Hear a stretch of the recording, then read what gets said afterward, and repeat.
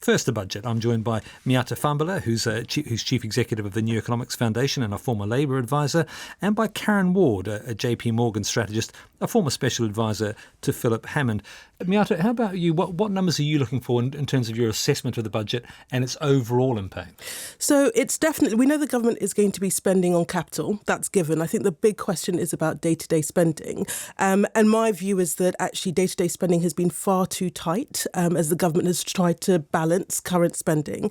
And so I'm hoping to see an increase. I'm hoping to increase, these numbers are arbitrary, but 10 billion, 20 billion, simply because if you put it against the backdrop of what they're trying to deal with, they're talking about levelling up. Well, to level up parts of the economy that have been left behind, that have been hugely underinvested, communities where local services have been completely decimated, that's going to require a big push. So business as usual is just not going to cut it for this government.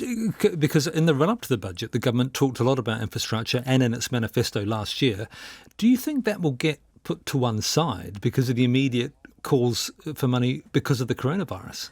So I think they will continue spending on infrastructure. All the indications are they will do a big spend on capital, and actually spending on capital doesn't necessarily negate spending on day-to-day. The big question is whether both the day-to-day pressure in communities plus the added pressure of the coronavirus suddenly means that they're forced to break their fiscal rules and say we're going to increase day-to-day spending and we're going to absorb the hit by that in terms of borrowing more. Now, just back on those fiscal rules, we talked about them.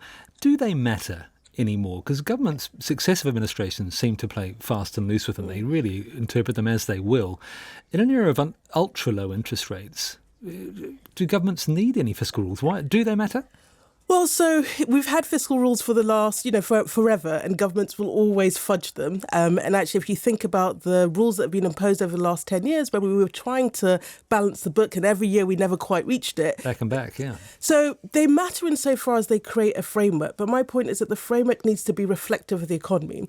And we haven't talked about climate change, but in the context of big structural changes that are coming in track, I think the government needs to rethink its fiscal rules to respond to that. So we know that monetary policy is very, very tight. So the room for the Bank of England to kind of intervene in the economy is quite constrained, which then takes you to fiscal policy, government spending in order to do things in the economy.